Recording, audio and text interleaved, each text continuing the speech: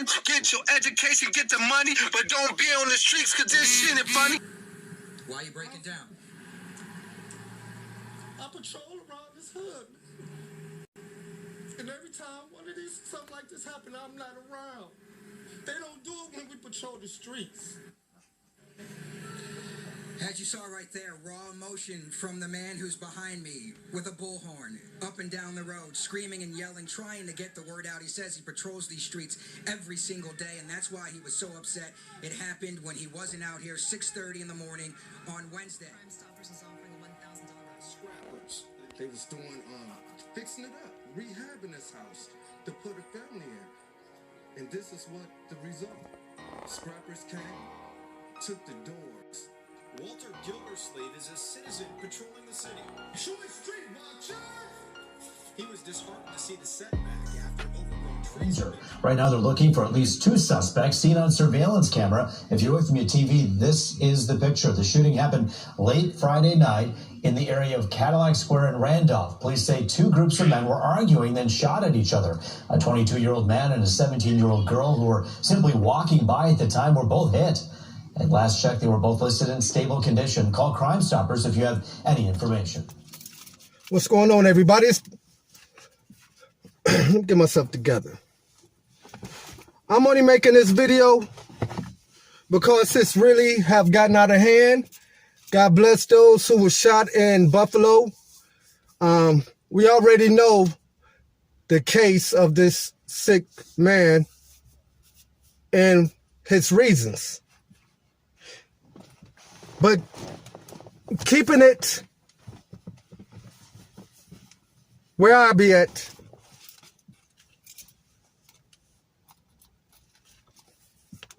downtown Detroit this weekend have had damn near dozen shootings, gun rings, just gunshots firing. Detroit searched for suspects in Friday's shooting downtown. And then Detroit shooting downtown Saturday. In all respect to the new chief of police of Detroit, Chief James White, much respect. And he's stepping in and he's really trying to clear the path.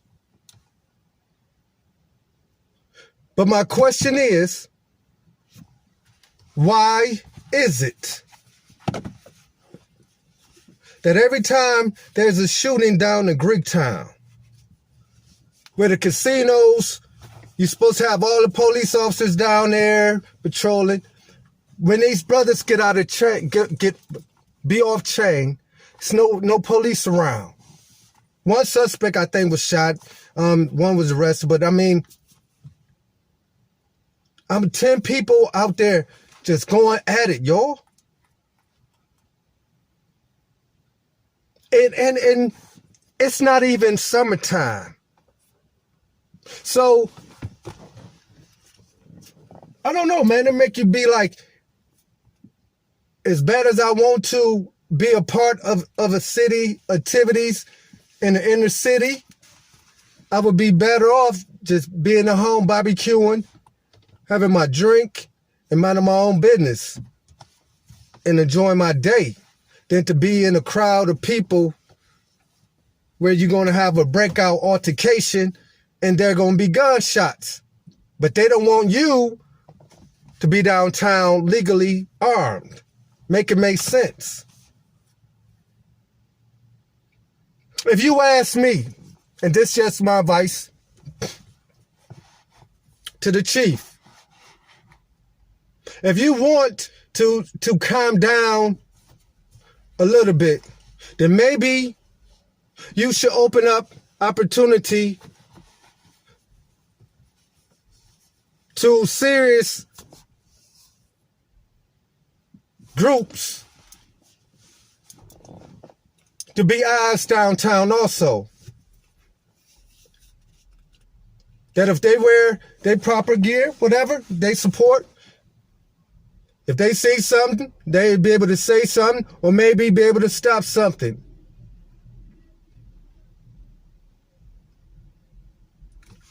Till the police get there. You know? I just wanted to make this short video, y'all. It wasn't really no topic. But I will come back and talk a little bit more about what I feel about Kevin Samuels and other information that they claim is out on him. All right, y'all, that's my video. If you come to Detroit, I'm telling you, if you want to survive downtown Detroit, be out of downtown by 9 o'clock, because the thugs be down by 10. And you don't want to get shot downtown. Violence over the weekend. On Saturday, officers shot an armed suspect after a shootout downtown. Fox 2's Veronica Meadows speaks one-on-one with the city's top cop.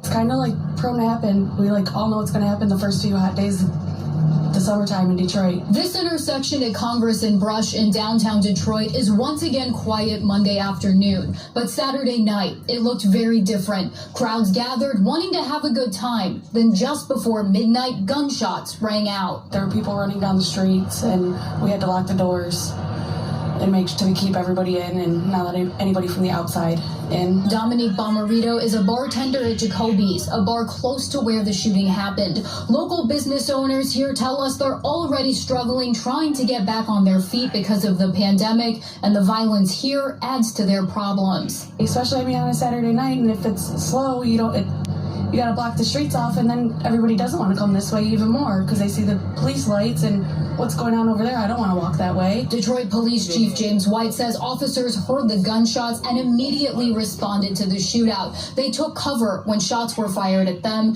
Then Chief White says an officer shot one of the suspects. Then 2 additional suspects shot each other. All 3 went to a hospital with non-life-threatening injuries. We recognize a number of things this year that's a little bit different than last year. The participants are a little bit younger. A lot of kids are down here unsupervised, so we're going to be looking at that. We're going to be also looking at, deploying our officers a little bit more strategically. 2 of the suspects were taken into custody. The 3rd will be arrested once he recovers. White says they plan to make adjustments to keep folks in downtown safe. And community activist Pastor Maurice Hardwick plans to take action too. We're going to double down our efforts to ensure that our community is safe. We launched a plan last year. We're going to be looking at that plan again this year.